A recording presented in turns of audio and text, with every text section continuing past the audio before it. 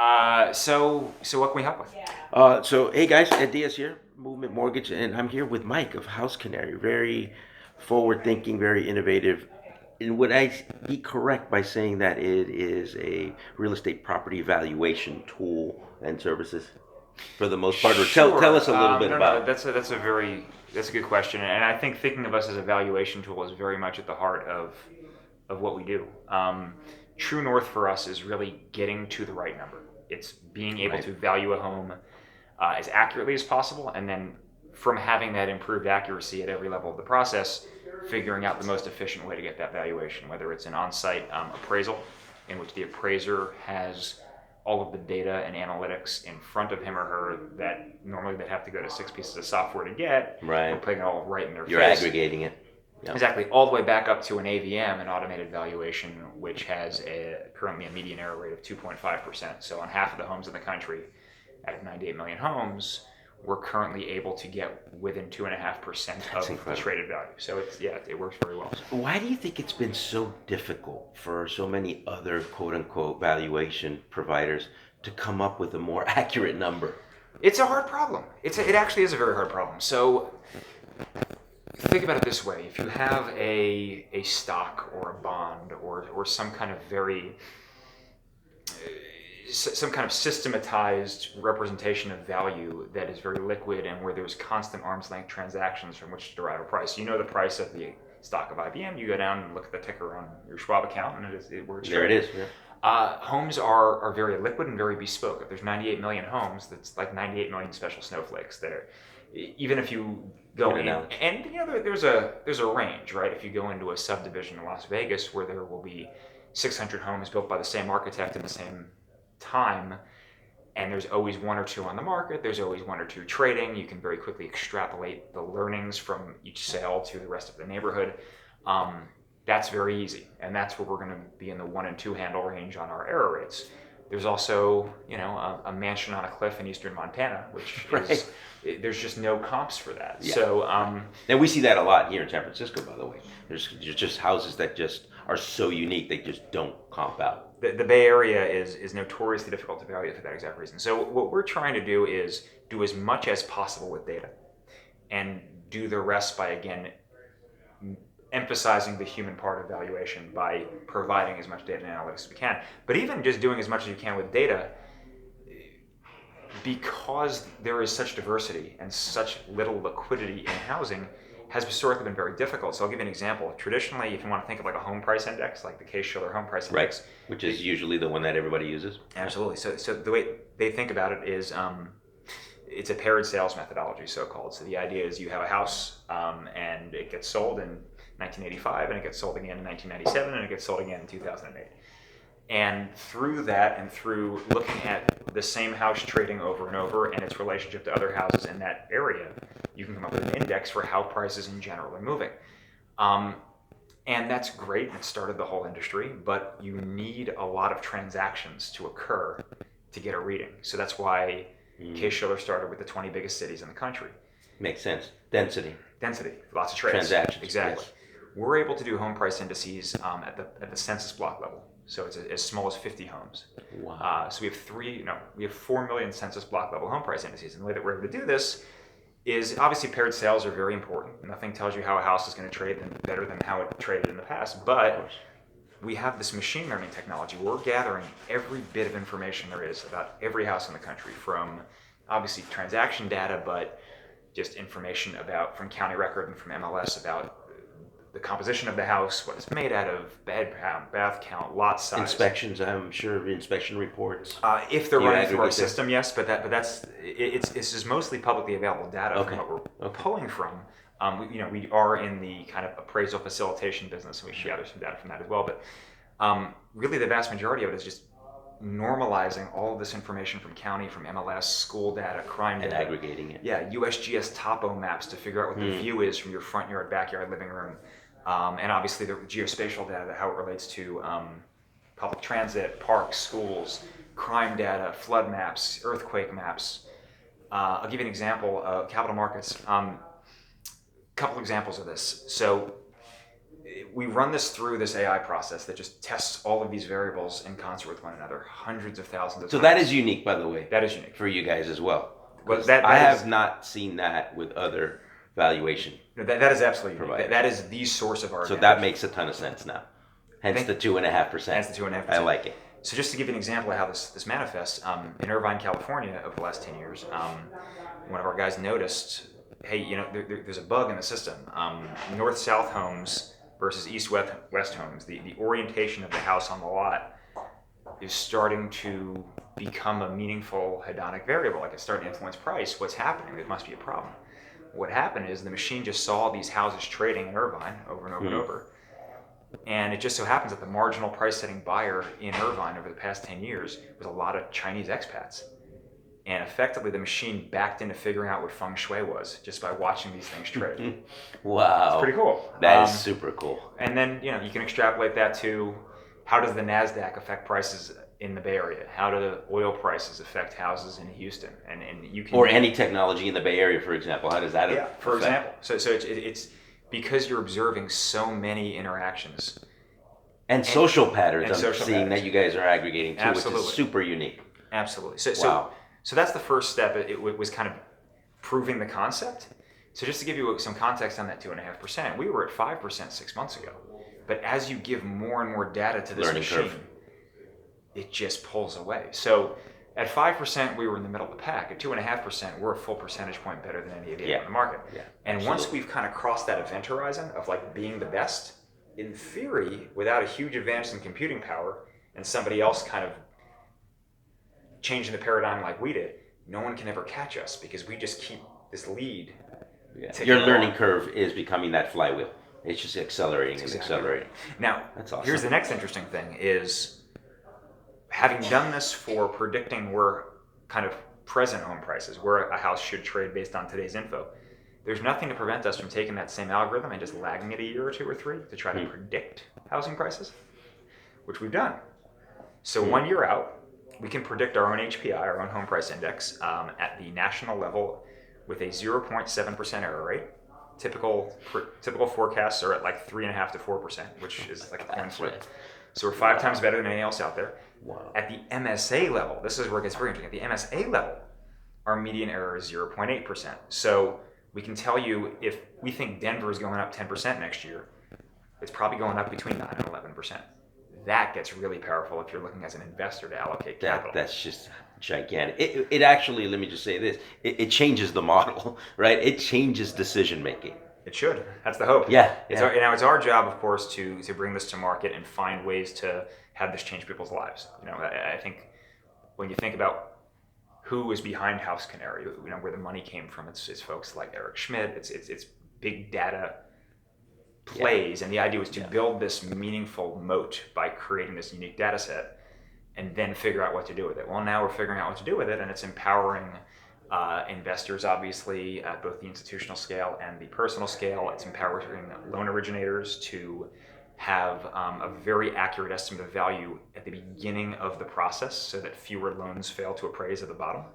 And if you can take, I've heard the stat where something like 30% of loans fail to appraise for what they initially were talking about. That's exactly right. So if you could take that 30% to 15, 10, 5%. It's a game changer. Huge. Yeah. Huge. Yeah. So we're doing a lot of ABM work with originators that way. Well, I've always said, numbers don't lie, data always wins. Well, and you data, guys are doing a great job. And data with humans, I think, is where the rubber really hits the road. If you look at what we're doing on the appraisal side, we offer something called the agile appraisal. So this is something that it doesn't have much use now with like conforming origination because appraisals for conforming origination have to be on the GSE's paper. But for like HELOCs or non-QM mortgages, and certainly for as a BPO replacement for folks who are doing REO or servicing or any of that. Right.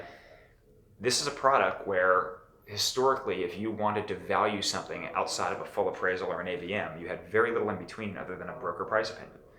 Broker price opinion is exactly that. It is the opinion of a broker. Right. And there are some excellent brokers and there are some less excellent brokers. Right. And because it's not like, appraisers have a standard to comply with called USPAP.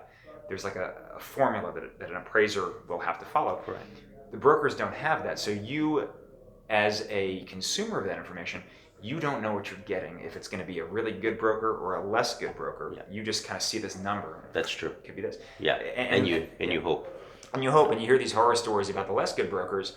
They're not getting paid very much to do this, and if they sell a house, they obviously get paid very much more. So you see these things where like they took pictures of the wrong house, or they didn't even bother to go out and look at the house.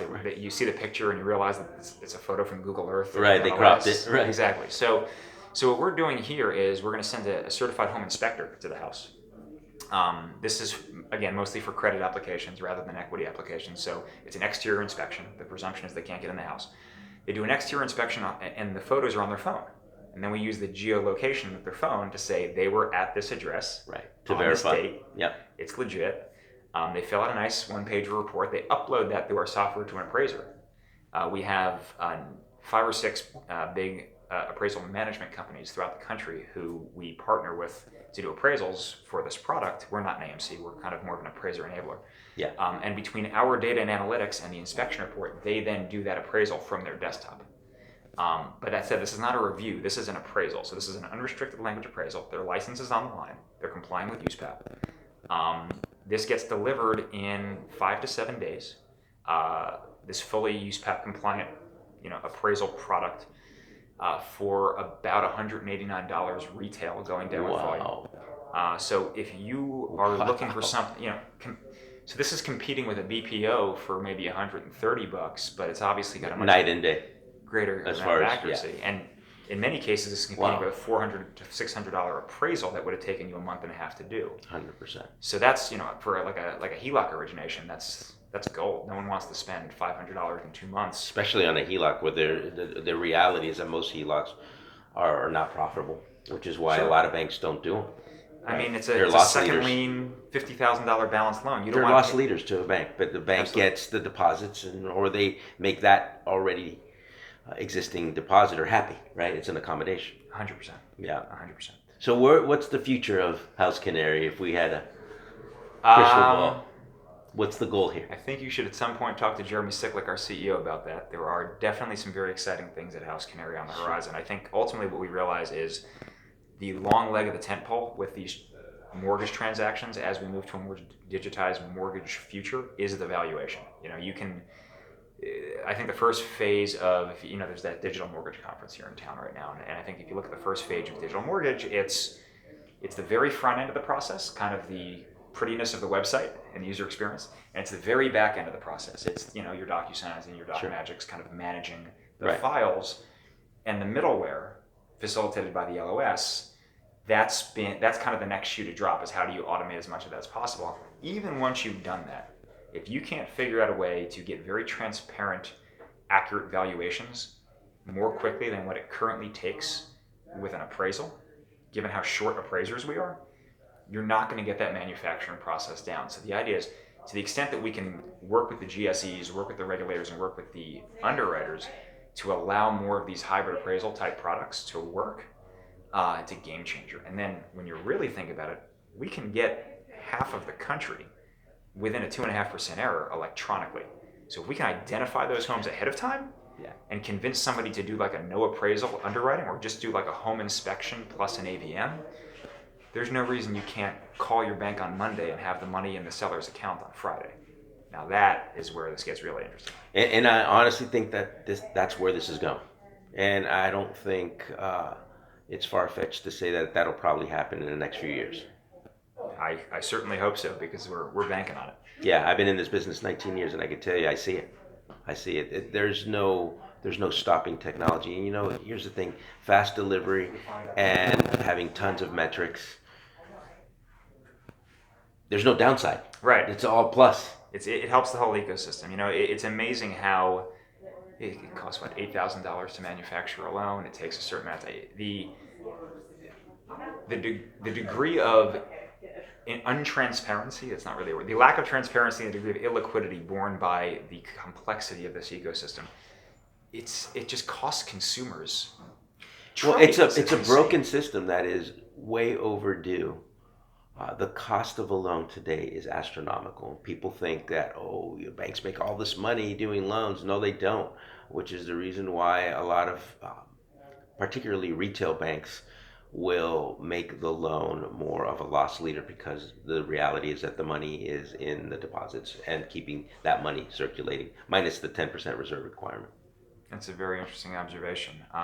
Yeah, no, you're right. Just because it costs a lot doesn't mean that there's a lot of margin in it, right? Right. Correct. Yeah, no, I think that's spot on. So, how do you guys fit into this ecosystem? So we're a full blown mortgage bank. Mm-hmm. We were born in 2008 when everything fell off a cliff. Perfect timing.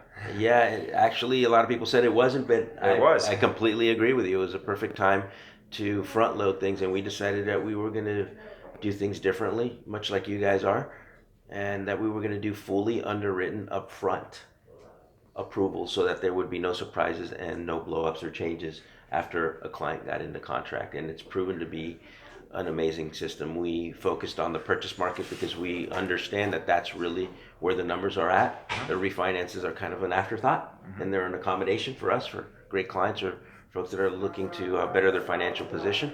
But at the end of the day, the majority of the business is done on the purchase side, and we realized the system was broken, and we needed to re-engineer it, and that's exactly what we did. So when you say upfront approvals, is that, I guess, when I think about how that process looks, is that you're making certain before you get down the path that you have everything you need and there's no chance that anything falls out? With the exception of the appraisal, right? Because that's still going to be a contingency, right? So that's where we look at the realtor or the real estate Yep. professional saying, okay, well, tell us really what's your thought on this property, right? Which is another reason why I was here today, because I wanted to kind of see, well, is there possibilities in the future how we look at this Sure. this technology? But yeah, so we involve the underwriter day one, right? We want to make sure that they see they're the decision maker at the end of the day. You know, I'm a loan officer, but I'm not the final decision maker. Right. But I want to involve them early, because that way there's more confidence. We can offer better terms for closing. You know, we close very, very quickly compared to most banks that are out there, and not in this kind of market where it's still a seller's market with 1.8 months of inventory. It's a game changer. Absolutely. How quickly do you typically close? I personally have been closing, you know, it takes us, we have our 671 process, but I would say realistically it's going to take between 14 to 21 days. That is less than half the average of the industry. Yes, correct. And again, that's an average, depending on the situation. So you're ordering the appraisal minute one. That's the only way that even works. Correct. Got it. Yeah. We get the client to do the notice of intent. Yeah. And the credit card form, and they finish disclosures, and off we go. And we also table fund. You do what? We table fund, meaning that we will fund the loan without the final documents being signed. So we queue the wire at the time we queue the final docs. Is very interesting. Because remember that for TRID, we have the CD, right, is signed early. Interesting. Yeah. So have you ever had a situation where that happened, and then is the appraisal in already by that point, or? Oh yes. Yeah. Okay. Yes. Oh, absolutely. Yeah. Our appraisals, and we typically, you know, we'll do a rush. We'll take 3 to 5 days. Oh wow. That is, I mean, you. That's excellent. It is excellent. Yeah. You also have to make sure that the borrower is motivated to get that done. That, and we also have to make sure that the appraisal management company is very understanding of our process. And at the same time, also the title company. The title company needs to get us fees early and very quickly, because otherwise we can't disclose, right? So the whole point is that we come in as a team, and everybody's under the understanding that this is about speed and accuracy. Not one or the other, but both. And as long as we have a meeting of the minds and communication is there, because this involves a lot of communication, as you can imagine, then we're able to do these turn times. That makes perfect sense. And then you had mentioned, I assume between brokers and like Zillow, Redfin type stuff, that's where you're kind of estimating the value ahead of time? Yes. In a market like the Bay, are you mostly, I mean, you personally, I know, are located in San Francisco. Is your firm mostly Bay Area focused, or is it? We're actually out of North Carolina. Okay. That's our headquarters, so we do all 50 states, though. Okay, got it. We do have a footprint everywhere. So, I'm sorry, what was I going to ask? when I think about this process, you obviously it, as bad as it is for anyone, if something fails to appraise, I feel like it's worse for this process. Like when the gears are moving more quickly, it hurts more to jam a rock in them. It does to a certain extent, but when you know that the industry, for example, takes 30 days and something gets jammed Oh, in you at have time. day 12, That's true. thank you. That's a very That's good point. exactly right. So it actually becomes an even better thing because if you're going to find out, let's find out early. That's a good point. That's Yeah. a very good point. How so an area like the Bay Area that's just been very hot. Have you been running into properties that fail to appraise a lot out here, or are the appraisers pretty keen on how quick this market is moving? Great question. So one of our requirements is that any appraisal management that we engage, the understanding is that they only send out local appraisers Yep. and that they pretty much live within the area. That makes So perfect they sense. are absolute experts. So we're not going to get somebody from Sacramento coming to San Francisco to do an appraisal, for example, That makes perfect sense. and vice versa. So how would you? I'd be happy to show you some of these products, by the way, if you want to come to my desk. Yeah, we're gonna go Yeah. check it out. But before we do that, I want to wrap up this, and I want to thank you, Mike, for doing Thank you for this for video listening. blog. Thank you so much. And now I'm gonna go on a private tour, and guess what? I'm going by myself. Have a great day.